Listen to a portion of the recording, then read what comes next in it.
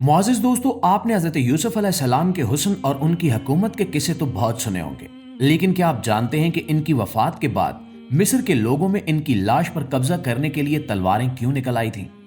आखिर वो क्या वजह थी कि फिरौनों ने हज़रत यूसुफ अलैहिस्सलाम की हड्डियां दरिया नील में दफन की और फिर सदियों बाद खुदा ने हज़रत मूसा को इनकी हड्डियां निकालने का हुक्म क्यों दिया? ये वो सवाल है जिसका जवाब जानना हर शख्स के लिए ज़रूरी है। मुआज़िज़ दोस्तों, बात शुरू होती है हज़रत यूसुफ अलैहिस्सलाम के दौरे हुकूमत के आखिरी आयाम से। वो नबी जो कुएं से निकलकर मिस्र के तख्त पर बैठा, जिसने अपनी हिकमत और अल्लाह की दी हुई बसीरत से मिस्र को बदतरीन कैद से बचाया। हज़रत यूसुफ अलैहिस्सलाम की हुक्मरानी में मिस्र के लोगों ने वो खुशहाली देखी जो इससे पहले कभी नसीब नहीं हुई थी। लोग इनसे दीवाना वार मोहब्बत करते थे। वो ना सिर्फ इनके बादशाह थे बल्कि इनके लिए रहमत का फरिश्ता भी थे। लेकिन हर जान को मौत का जायका चखना है, और जब हज़रत यूसुफ अलैहिस्सलाम का आखिरी वक्त करीब आया तो पूरे मिस्र में सफ़े मातम बिछ गई। हर आंख अश्कबार थी और हर दिल उदास। लेकिन असल आजमाइश उनकी वफात के फौरन बाद शुरू हुई। आमतौर पर जब कोई मरता है तो लोग उसकी तदफीन के लिए जगह का इंतजाम करते हैं, लेकिन हज़रत यूसुफ अलैहिस्सलाम की तदफीन एक बहुत बड़ा मसला बन गई। वजह यह थी कि मिस्र के लोग इस बात पर पुख्ता यकीन रखते थे कि हज़रत यूसुफ अलैहिस्सलाम का वजूद सरापे बरकत है। वो समझते थे कि जिस इलाके की जमीन में यह नबी दफन होगा वहां कभी कहत नहीं आएगा, वहां की फसलें सोना उगलेंगी और वहां के लोग हमेशा खुशहाल रहेंगे। इसी अकीदे की बुनियाद पर मिस्र के हर मोहल्ले, हर कबीले और हर इलाके के सरदारों ने यह मुतालबा कर दिया कि हज़रत यूसुफ अलैहिस्सलाम की कब्र हमारे इलाके में बनेगी। मामला बहसो तकरार से निकलकर लड़ाई झगड़े तक पहुंच गया। नौबत यहां तक आ गई कि लोग तलवारें और नेज़े लेकर निकल आए और एक दूसरे को मारने पर तुल गए। मिस्र एक बार फिर तबाही के दहाने पर खड़ा था, लेकिन इस बार वजह कहत नहीं बल्कि अपने महबूब नबी की कब्र के हसूल की जंग थी। जब दानिशमंदों और बुजुर्गों ने देखा कि खून खराबा होने वाला है तो उन्होंने सबको बिठाया और एक दरमियानी रास्ता निकालने की कोशिश की। बहुत सोच विचार के बाद एक ऐसा अनोखा फैसला किया गया जो तारीख में पहले कभी नहीं हुआ था।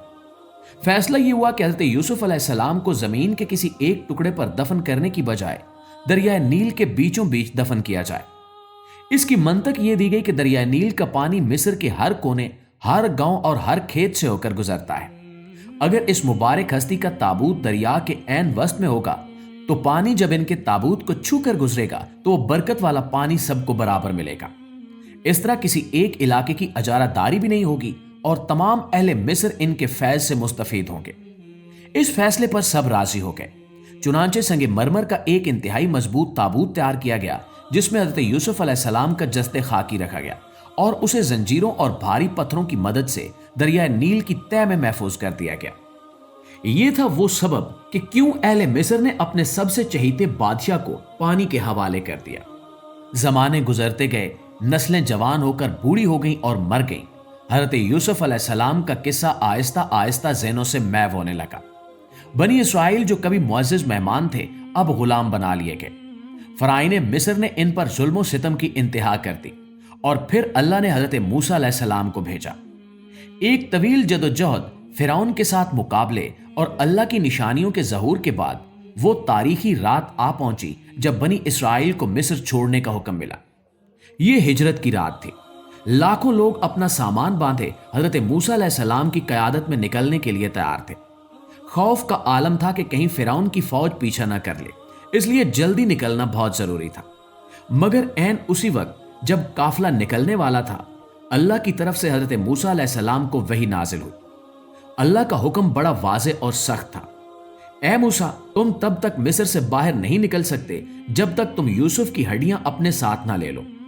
हज़रत मूसा अलैहिस्सलाम हैरान रह गए। इस अफरा तफरी के आलम में, रात की तारीकी में एक ऐसी कब्र तलाश करना जो सदियों पहले दरिया में गुम हो चुकी हो, नामुमकिन लग रहा था। लेकिन नबी का काम अल्लाह के हुक्म पर सर झुकाना होता है। अल्लाह ने हज़रत मूसा अलैहिस्सलाम को रोक दिया क्योंकि अल्लाह चाहता था कि वो वादा पूरा हो जो हज़रत यूसुफ अलैहिस्सलाम ने अपनी वफात से पहले बनी इसराइल के बुजुर्गों से लिया था। हज़रत यूसुफ अलैहिस्सलाम ने वसीयत की थी कि जब अल्लाह तुम्हें इस मुल्क से निकाले और वापस तुम्हारे आबाई वतन ले जाए तो मेरी हड्डियां अपने साथ ले जाना और मुझे मेरे बाप दादा यानी हज़रत इब्राहीम, इसाक और हज़रत याकूब अलैहिस्सलाम के पास दफन करना। اور नाज़रीन ग्रामी, अल्लाह अपने प्यारे बंदों की वसीयत और वादे को कभी रायगा नहीं जाने देता। इसीलिए हिजरत जैसी इमरजेंसी की हालत में भी अल्लाह ने पूरे काफिले को रोक दिया। हजरत मूसा अलैहिस्सलाम ने फौरन बनी इसराइल के बुजुर्गों को बुलाया और पूछा कि क्या तुम में से कोई जानता है कि यूसुफ अलैहिस्सलाम की कब्र कहां है? सब ने सर झुका लिए।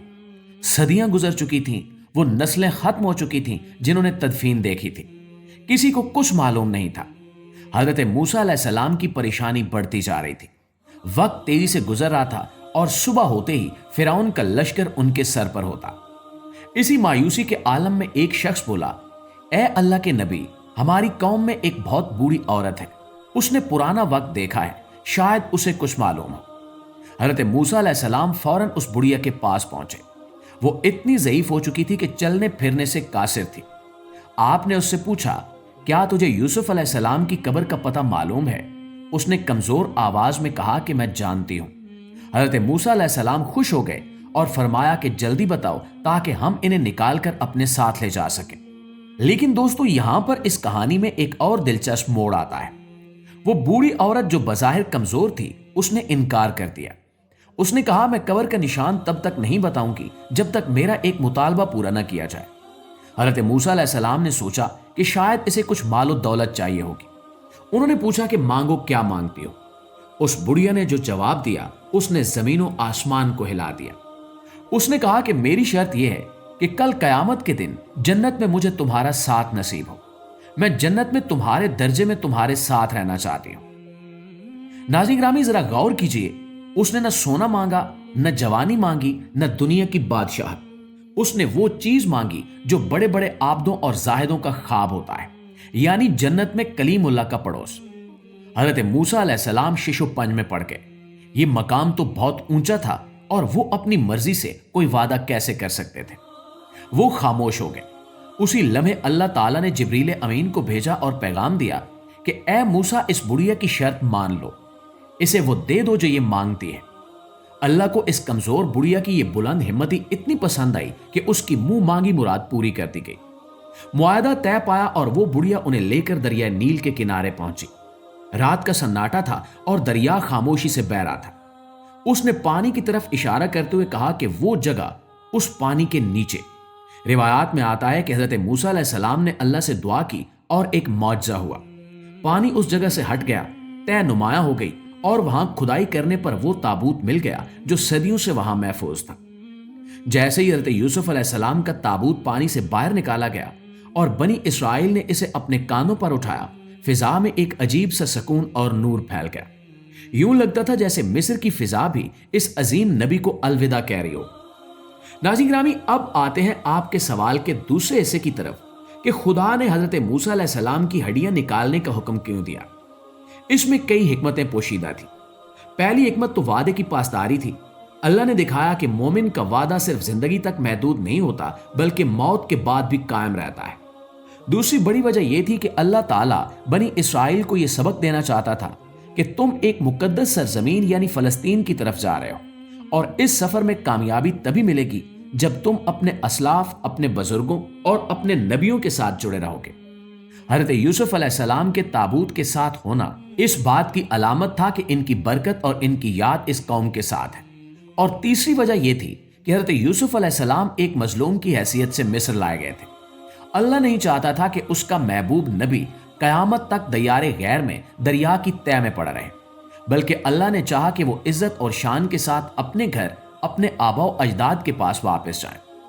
हजरत मूसा अलैहिस्सलाम उस ताबूत को लेकर निकले और तमाम रास्ते ये ताबूत उनके लिए बरकत का बायस बना रहा। जब बनी इसराइल रास्ता भटकते तो इस ताबूत से नूर निकलता और रहनुमाई करता।